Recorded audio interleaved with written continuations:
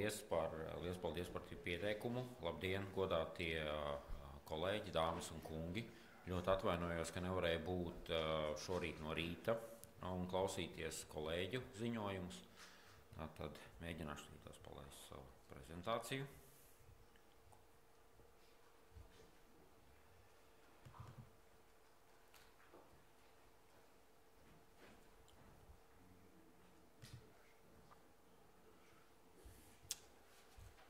Kā jūs redzat, šis ir mans stāsts, un es mēģināšu apmēram 20 minūtēs iekļauties. Un es ceru arī uz jūsu iznīcinošu kritiku un asiem jautājumiem par šo manu ziņojumu. Un, lai iesāktu, es sākšu, lai tādā raksturotu, kas ir mans pētniecības jautājumu tēma šajā konkrētajā gadījumā. Es sākšu ar citātu no 6. rezerves korpusa komandiera ģenerāļa von der Goltz parakstītu pavēli, kuru viņš parakstīja 1919. gada 13. jūnijā, laikā, kad vēl formāli notika sarunas starp sabiedrotajiem, starp vācu pārstāvjiem, teiksim tā.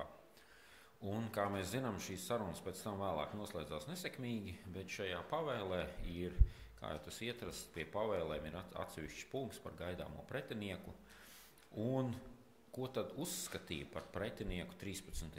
jūnijā, kā pēc tam mēs zināsim gaidāmajās cēlas kaujās. Un tas, ka šeit ir minēts, ka pretinieks atrodas 2-3 kājnieku pulku sastāvā un 3 bruņoto vilcienu sastāvā uz ziemeļiem un ziemeļaustrumiem no Cēsī, kā arī ir vienība, kā arī atsevišķas vienības atrodas Raunas apkārtnē un savukārt Gaujas upes rietumu krastā atrodas neliela vienība, kuru šeit pēc tādas klasiskās vācu schēmas ir apzīmēta ar 3 viennieciņiem. Tātad 1 kājnieku bataljons, 1 artilērijas baterija un 1 jātnieku eskadrons.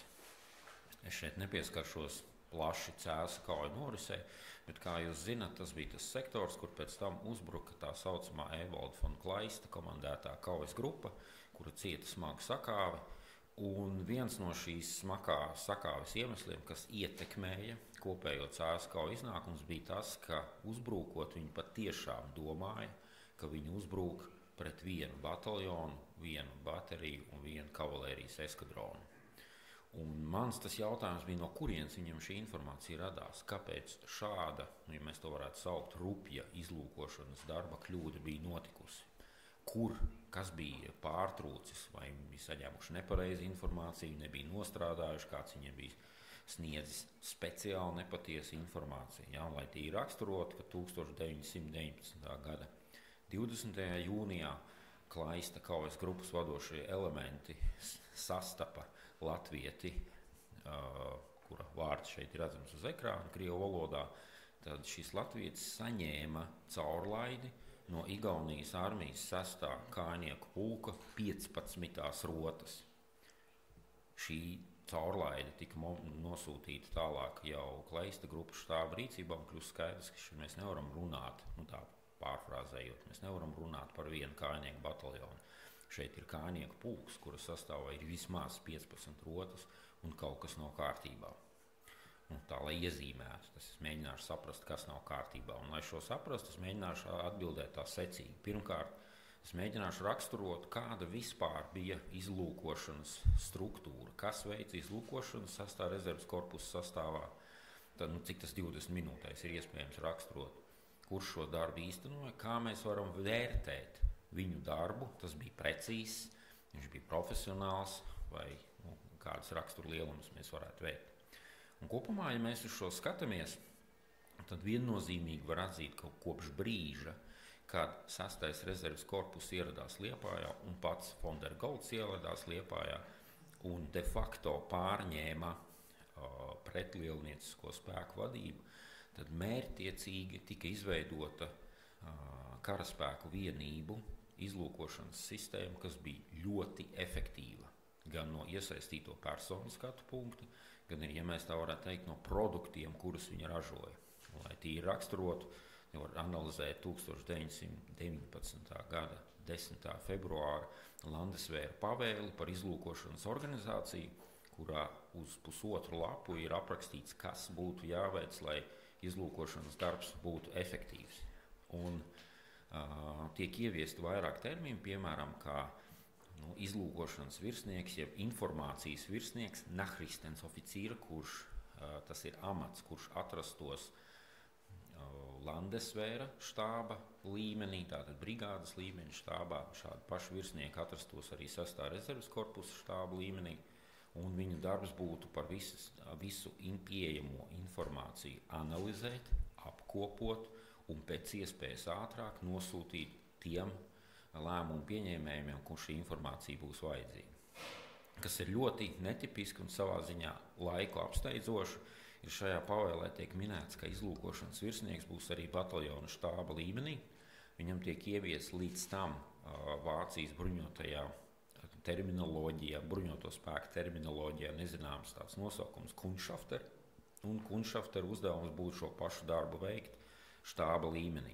Tātad izlūkošanas plānošana, informācijas analīze, apkopošana un svarīgākais, ko viņi uzsvēra vairākas reizes šajā pavēlē, laicīga nosūtīšana lietotājiem. Tātad tie, kas skries pāri pa lauku, viņam ir jāzina, kas atrodas pretī.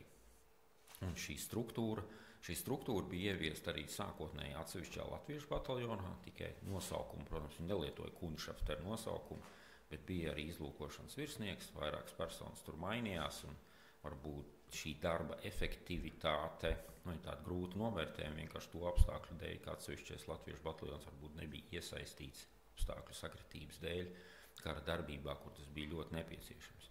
Bet labajā pusē, ko es redzu, tas ir vienkārši piemērs no vienas vāciski, tas saucās plānpauze, angliski overlays, kur ir attēloti lielnieku spēku novietojums Ventas upes austrumu krastā 1919. Gada martā. Un šis novietojums ir pārsteidzoši precīzs. Ja mēs prasītu pirmās latviešu strēlnieku brigādes komandierim Dūdiņam, lai viņš uzzīmētu par saviem spēkiem šādu schēmu. Es domāju, viņš tādu nevarētu uzzīmēt tajā brīdī, 3. martā. Šeit mēs redzam, ka šī efektivitāte būtu ļoti liela.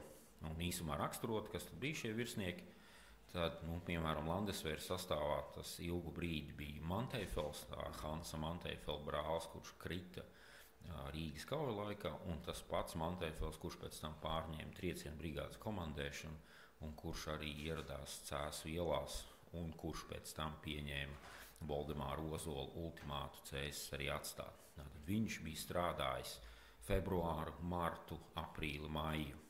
Un, ja mēs gribētu raksturot šīs darbības efektivitāti, tad šeit ir viens citāts, varētu teikt 1919. gada 19. februāra telegramma, ko ir sūtījis 1. brigādes komandieris Dūdiņš, un viņš ziņo, ka viņš atsakās sūtīt ikdienas ziņojumus, izmantojot telegrāfu, jo pretinieks zina, viņš to visu noklausās. Un brigādes štābā ir ziņas, ka pretinieks jau zina, ka ir ieradušies pirmais kavalērijas pulks, un viņi vienkārši atsakās jau kādu informāciju sniegt šādiem līdzekļiem. Sūtīs tikai personīgus ziņnešus, par kuriem ir droši, ka vācieši šo informāciju nespēs pārtvert. Un, ja mēs runājam par kaujām, kas notika starp pretlielnieciskiem spēkiem un Latvijas padomju armijas vienībām martā un aprīlī, tad mēs redzam, ka šī efektivitāte bija ļoti augsta. Lai tīri piemēri pēc, kā šie produkti, kurus ražoja tā saucamā 1C štāba darbinieki, šeit ir iknedēļas izlūkošanas ziņojumi. Šis konkrēti ir sagatavots 6. korpusa štābā, šādus pašus sagatavoja armiju grupas Ziemeļi, komandieri, kam 6. korpuss pakļāvās, arī sagatavoja līdzvērtīgas sagatavoja arī zemākās vienības, piemēram, arī Landesvērs šo sagatavoja. Ziņojumi bija ļoti detalizēti, kuros bija pievērsta liela uzmanība ne tikai militāriem, bet arī politiskiem notikumiem, un kas ir ļoti būtiski, ja mēs skatāmies ziņojumus martā, aprīlī, māja sākumā, tad kas notiek Igaunijā, vai Igaunijas vērtējums šajos ziņojumos parādās tikai tā ļoti fragmentāri. Viennozīmīgi nevar uzskatīt, ka Igaunija būtu uzskatāma par pretinieku. Igaunija neuzskata par pretinieku, Un to, kas notiek Ziemeļfrontē, uzskata tātad pret padomju Latvijas vienībām Ziemeļvidzemē, uzskata kā kaut kas, kas būtu mums ļoti noderīgs. Kam tad viņi pievērs lielāku uzmanību? Protams, tā ir padomju Latvijas armijas vienības, kuras bija izvietojušas Rīgas pievārtē, un šeit tikai viens piemērs no šāda arī Nachrichtenblatt, šajā gadījumā jau Landesvēra sagatavoto. Šeit ir numur 13, numurēt viņi sāka apmēram no marta beigām, līdz šeit ir redzams datums 6. maijs, apmēram var novērtēt, cik viņi bieži šo rakstīja, un ziņojuma precizitāti ļoti augstā līmenī. Kuras vienības, kur atradās, kas ir šo vienību komandieri, kas ir šo vienību sastāvs, kāds ir lielnieku spēku nodoms, tas viss bija ļoti labi zināms, un līdz ar to ir arī atbilstošs rezultāts. Rīgas ieņemšana 22. maijā bija neatņemams, kāpēc viņi bija salīdzinoši sekmīgi, atstāsim. Šagad es negribētu varbūt pieskarties baltais terors, sarkanais terors, bet ja mēs skatāmies no tādas militārās plānošanas skatu punkta un šī plāna īstenošanas skatu punkta, tad izlūkošanas informācija, kas viņiem bija pieejama, bija ļoti augstā līmenī. Pārējot līdz jūnija sākumam, mēs redzam, šis ir arī viens no Latvijas valsts vēstures arhīvā esošajiem šādiem pārskatiem. Es saprotu, ka to uz šīs schēmas būs grūti redzēt, bet tī raksturošanai, ko es te parādu, te ir redzami sarkano spēku atkāpšanās ceļi no Ziemeļvidzemes un Cēsu apkārtnes. Tātad, kuras vienības, kuri strēlnieku pulki atkāpās, kur, cik daudz palika, kāds bija viņa kustības virziens, salīdzinoši precīzi arī šajā tādā sarežģītajā laika posmā tas bija, un arī uz šīs schēmas nav faktiski nekas par Igaunijas bruņotajiem spēkiem. Kāds ir viņa nodoms, ko viņi darīs, kādas kustības veiks, un ja mēs, piemēram, tā apkopojoši skatāmies, kas tad notika pēc padomju Latvijas armijas sabrukuma 1919. Gada māja beigās, tad šeit tā schematiski attēlots Igaunijas bruņoto spēku, Igauņu vienību un Ziemeļlatvijas brigādes vienību kopā ar atsevišķām dāņu vienībām, kustības ceļš, tad 6. korpusa izlūkošanas vienībām un Landesvēra vienībām par to nebija nekas zināms. Tātad šis bija pilnīgs viņiem pārsteigums, un tas parādās arī Landesvēra izdotajā pavēlē 28. maijā, kad tiek formulēts 3 kolonnu kustības maršruts. Šeit kustības maršruts šeit ir iezīmēts, kādā veidā, kur viņi plāno virzīties.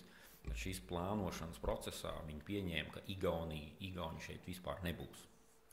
Un līdz ar to es varbūt nestāstīšu tās detaļas, kas ir tālāk, bet ja mēs 6. jūnija kaujas un atkāpšanās un vienošanās, bet tā, lai tīri apkopot, ko jau es teicu, 13. jūnijā 6. rezerves korpusa štābā priekšstats, kas notiek Latvijas ziemeļdaļā, Ziemeļvidzemē, starp Cēsīm, Valmieru un tālāk Valkas virzienā bija ļoti minimāls, kuru, protams, viņi mēģināja uzlabot. Un tīri piemēra pēc, kā tas izskatījās, piemēram, šeit ir ziņojumi no dažādu informācijas apkopošanu, šajā gadījumā jau no 13.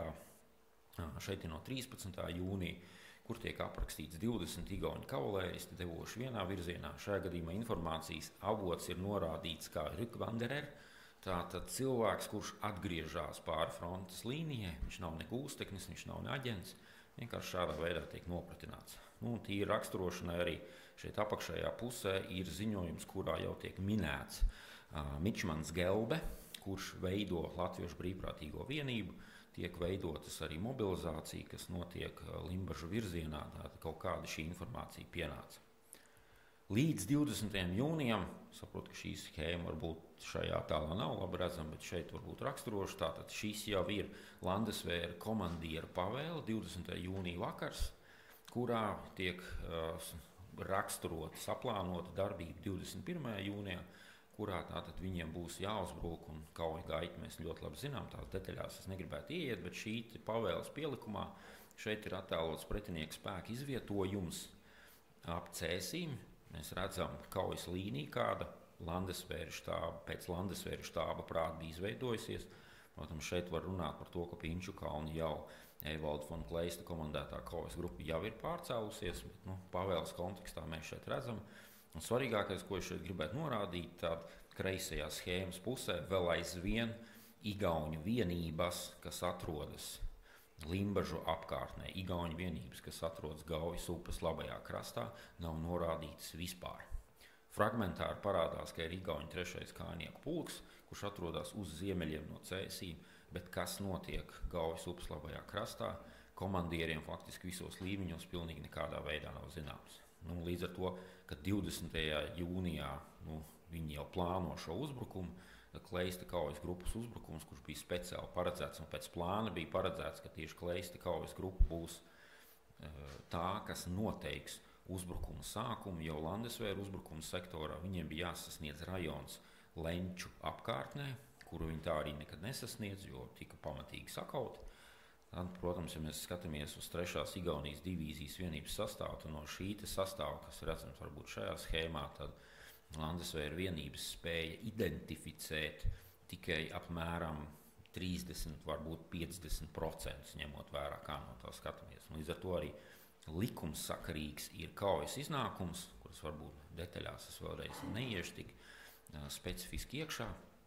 No 19. līdz 24. jūnijam, ja mēs šādā veidā kopsavilkumā savalkam, tad šī vācu viennozīmīgi bija vācu avantūra šī vārda vistiešākajā nozīmē.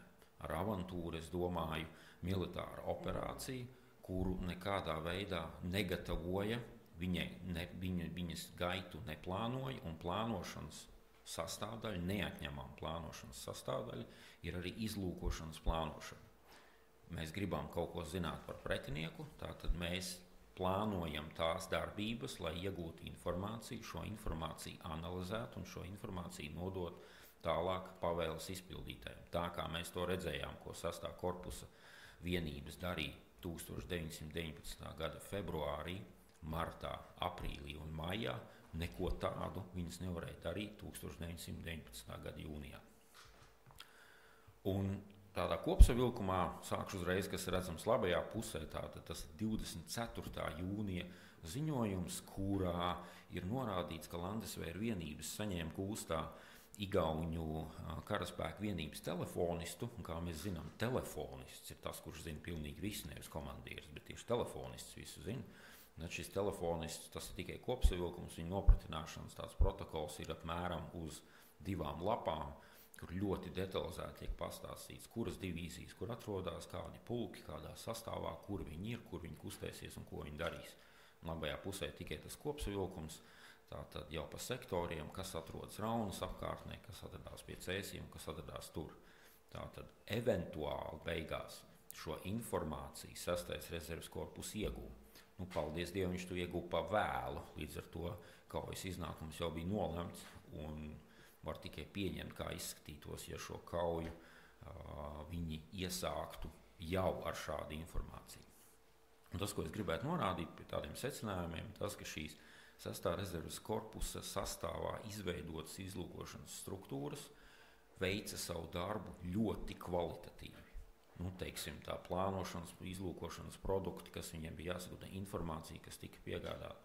Piemēram, tīri, lai sniegtu tādu nelielu piemēru, ziņas par pretinieku 20. jūnija pavēlē, kas ir norādīts 20. jūnija pavēlē, ieguva 19. jūnija vakarā un neieguva tajā sektorā, kurā atradās vienības, kas izdeva 20. jūnija pavēles. Tas nozīmē, apmēram 6 stundās gūsteknis tika saņemts, nopratināts, viņa sniegtās ziņas uzrakstītas mašīnrakstā, nokopētas vismaz 10 kopijās un nosūtītas tiem, kam bija jāpieņem lēmums. Es domāju, ja mēs tagad bruņoties spēkos kādam pajautāt, cik ātri izlūka informācija mums veic šo ciklu no brīža, kad viņi tiek iegūti līdz brīža, kad viņi tiek nosūtīti lēmumu pieņēmējiem, mums vēl būtu plašas diskusijas, kam tas sanāk ātrāk. Līdz ar to mēs noteikti varam teikt, ka šīs struktūras bija spējīgas darboties, un šīs struktūras nodrošināja to, ka pretiniecisko spējas februārī, martā un aprīlī bija ļoti augstā līmenī. Un no šī izriet, ka šī izlūkošanas katastrofa bija tādēļ, ka Cēsu kaujā 6. rezerves korpus negatavojās šādā plānošanas tiešā nozīmē, kurā viņi veiktu, tad jums jādara tas, tas un tas. Jo es šeit parādīju tikai atsevišķus piemērus no informācijas. Kopumā Latvijas valsts vēsturu arhīva glabājas apmēram 30 līdz 40 dažādi nopratināšanas protokoli. Avoti ir dažādi, tur ir kara gūstekņi, pārbeidzēji, speciāli iesūtīti aģenti, kur tā ir tiek nosaukta aģenti, kur tiek sūtīti, lai viņi dotos ienaidnieku aizmugurēm veikt izlūkošanu. dažādi uzticības personas, vienkārši civila personas, kas ceļo pāris frontes līniju ar dažādiem uzdevumiem. Un ir skaidrs, ka, ja būtu plāns, tad šo visu varētu veikt laicīgi un arī īstenot laicīgi. Bet no mūsu skatu punktu, protams, ir ļoti labi, ka šo plānu viņi neveic. Cēsu kaujas beidzās tā, kā viņas beidzās. Tikai es pieņemu, ka no tāda pētniecības viedokļa man vismaz personīgi bija interesanti saprast, kāpēc viņas, viens no svarīgākajiem iemesliem, kāpēc viņas beidzās tā, kā viņas beidzās. Paldies par uzmanību un ceru uz jūsu jautājumiem.